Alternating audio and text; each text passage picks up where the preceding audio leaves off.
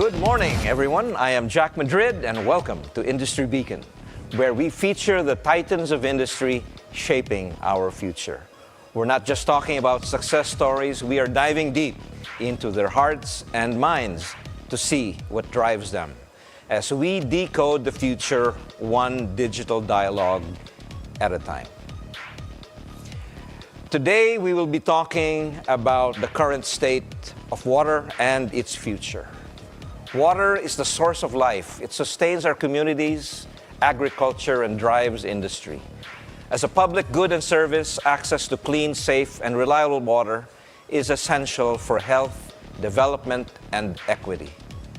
But water is also a finite resource, increasingly under pressure from growing populations and climate change. So today we are diving into one of the most critical issues that is not often discussed: how to ensure that water remains accessible, affordable, and sustainable for all. Here with us today is Virgilio Perry Rivera, the Managing Director and Founder at Watsan Analytics. Good morning, Perry. Good morning, Jack. Thanks for having me. Pleasure and honor.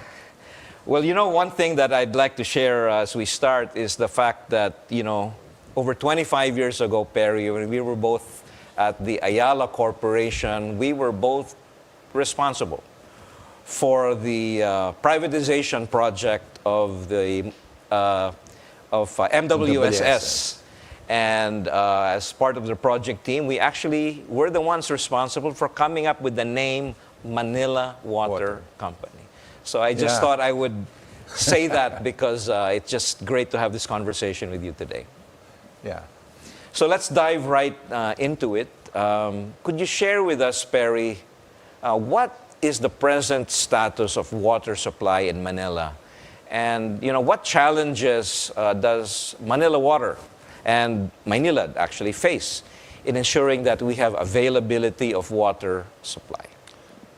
Great question, Jack. First of all, let me define the baseline situation 25 years ago.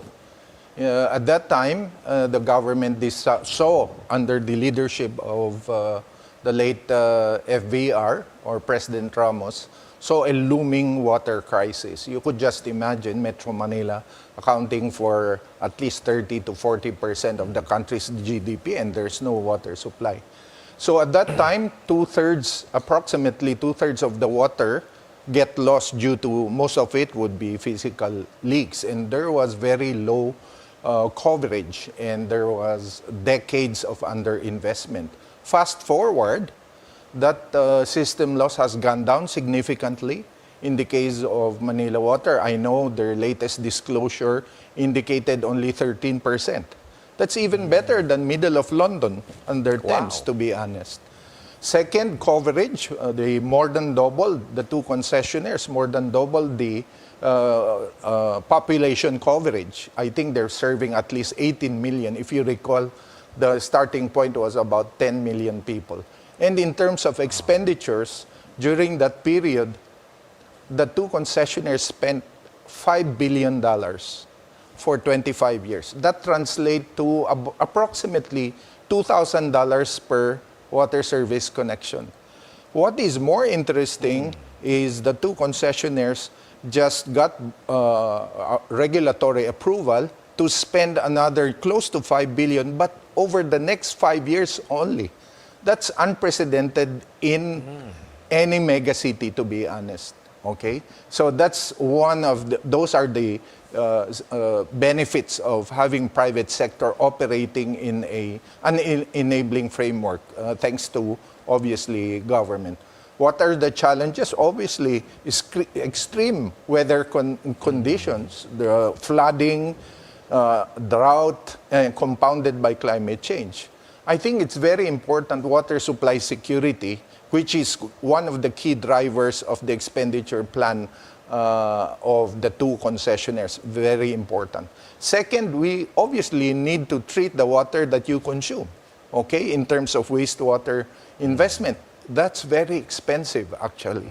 So I'm glad that government, through MWSS and its regulatory office, supported the plans of the two concessionaires. You've mentioned the two concessionaires, obviously, that's Manila Water and Maynilad.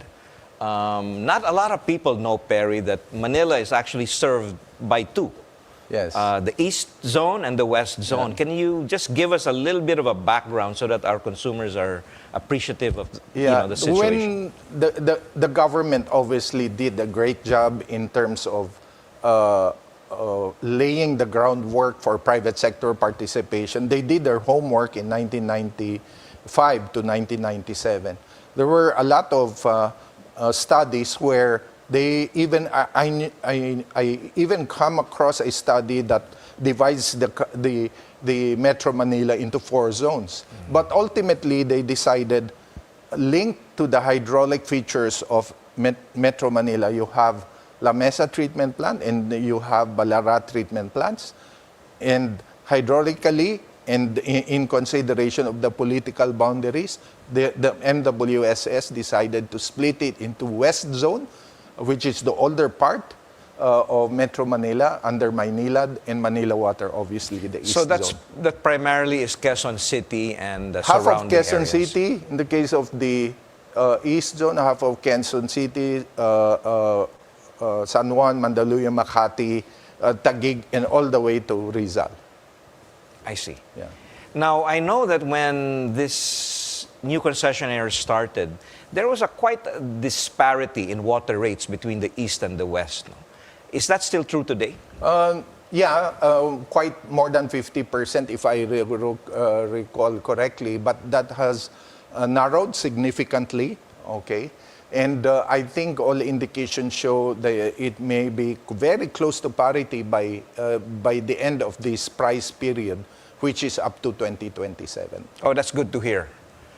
Perry, you've had 25 plus years experience being a COO of a Manila Water Company, and including the position of overseeing public policy and regulatory affairs. Yes. And as far as I know, you are the only Filipino global speaker on the topic of water. So I wanted to ask you, based on your experience, you've seen best practices from all over the world. Other countries, how they manage their water supply. What are some of these practices that you think are relevant to the Philippines or our country should adopt? Let me cite 2 countries. That's Singapore and Israel. Let me focus on Singapore. One is beyond the fancy buildings that you see there. Its leadership and governance was one of the best practices of Singapore and its leadership team. Do you know, Jack, that they prepare 50-year investment plans? They have a plan up through 2060, and they take a portfolio approach in terms of ensuring water supply security. They have what they call 4 taps, like importing water from Malaysia, using the whole country footprint as big as the Laguna Lake as a catchment. They remove salt from seawater and recycle wastewater. That is an interesting approach, and all countries must adopt that approach. And I would like to add, demand management is also very important. If the price signal is wrong, then people will be wasteful, and that's not sustainable, Jack. That's a very good point that I think we should revisit. But now we're going to take a quick break. Industry Beacon will be right back. Please stay with us.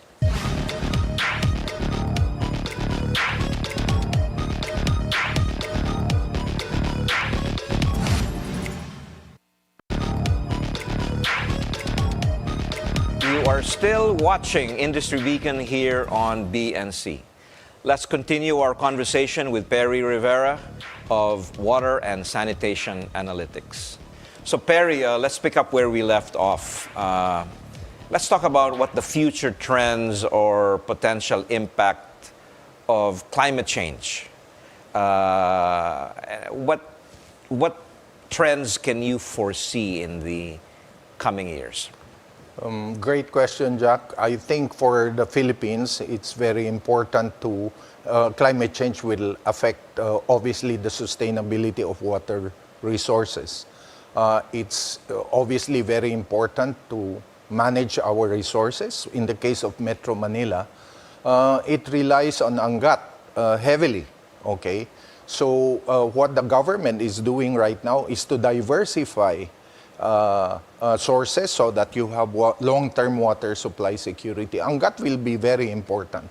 But you need to obviously tap resources like Laguna Lake, which the two concessionaires are currently rapidly expanding their ability to use it as a water source. I think it's also very important to instill in customers, residential and non-residential, to conserve water, okay? And that requires demand management policies at all levels, government, firm level.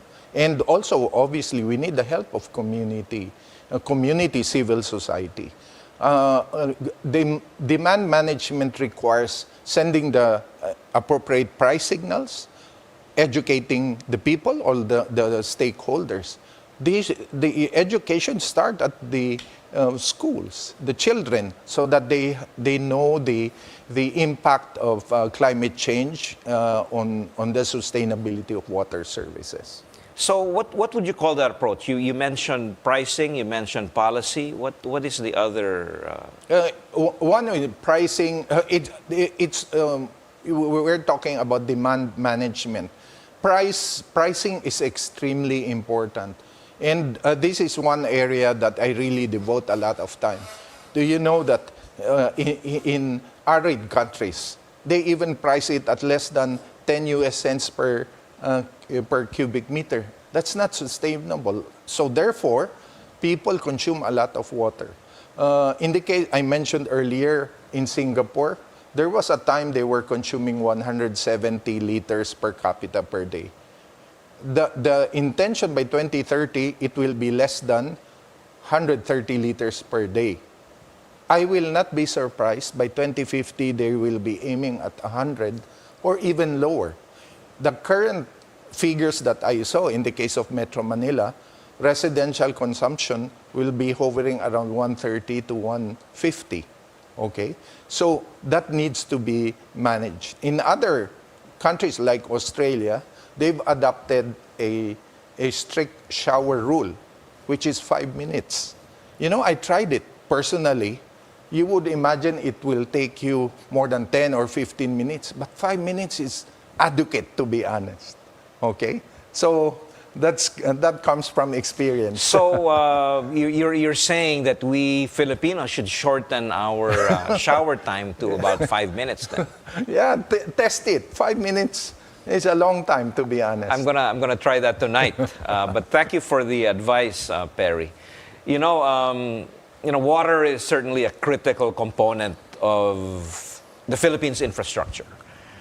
In your view, what challenges and opportunities do you see, Perry, in the years ahead to strengthen our competitiveness overall? Number one, we need to adapt. The industry has always been viewed as lethargic, slow, risk-averse. We need to change the image of the industry to be digitally savvy, because that is linked to the ability of industry to attract young people to the industry. If change is very slow, I'm afraid you won't be able to really tap the best human capital. Second is embedding new technology in the water sector. I met one of the co-founders of Team Solve. This is a Singapore-based tech company, Robin Wong. Excellent. He's piloting with one of the local utilities using an app that allows the utility to track information about the network, how much non-revenue water is being lost, when was the last time the pipe was rehabilitated or had a leak. So that becomes, when you accumulate data, you obviously learn and be able to predict when to rehabilitate or even change the distribution system. So embedding technology over the supply chain, from monitoring Angat level real time customer service, and operating efficiency. Very important. That requires astute strategy formulation by the utility, good policy and incentives by government. Well, it's good to see, Perry, over the, since this project that we started in 1997, it's good to see the significant inroads that we have made in reducing non-revenue water. So all of that is really very positive. Now, as we begin to wrap up today's session, I think some of our consumers who are watching are probably thinking about, what is the trend for water rates? What can we anticipate or expect in terms of a possible rollback in the coming months, especially during this holiday season as it rolls in? What about our water supply? Are we secure for the quarters ahead? What message or advice can you impart to our consumers in terms of water conservation? Jack, it's very important. The water sector, especially the water utility side, the capital intensity is very high. For every 100 pesos of capital investment, how much do you generate in terms of revenues? If you use that ratio, among the basic infrastructure like power, toll roads, and water is the most capital intensive. And once you put in place that asset base, you need to maintain it. That's expensive. I think, water will continue to increase because that over the next 5 years or 10 years, because the two concessionaires and other utilities, including the water districts, must invest to ensure water supply security, sustainability, and expansion of the coverage. It will continue to increase. Please note, if you don't spend wisely, prudently, and efficiently, then a disaster will hit the city, and that means no water. When you don't have water, that's the most expensive water. No water at all. So we're lucky in Metro Manila. The two concessionaires are doing a great job, in my view, not because I used to be with Manila Water, but it requires a lot of effort to provide water supply and sanitation services. Another one is it's very important really to understand the water sector. As you mentioned, there's probably residents will only recall water utility when there is a supply disruption. I think it's at all levels, from the government policy level, industry, utility level, and among civil society. We need to educate all the stakeholders. The cost of provision. Yes. I think the principle of full cost recovery is very important to inculcate among the stakeholders. Obviously, it's a scarce resource. Very important to obviously conserve it, and I already mentioned some of the elements that to be able to ensure that water is conserved: pricing, education, and making sure that we have a diversified portfolio of sources. Those are really very important reminders, Perry. I wish we had more time to continue this conversation. But that is it for today's show. I am Jack Madrid, and thank you so much to our valued guest, Perry Rivera, for sharing your perspectives with us. Catch us again tomorrow for more enlightening discussions on Industry Beacon. You can catch BNC on Free TV Channel 31 and on Signal Channel 24. Thank you for watching BNC, the Bilyonaryo news channel, always on top.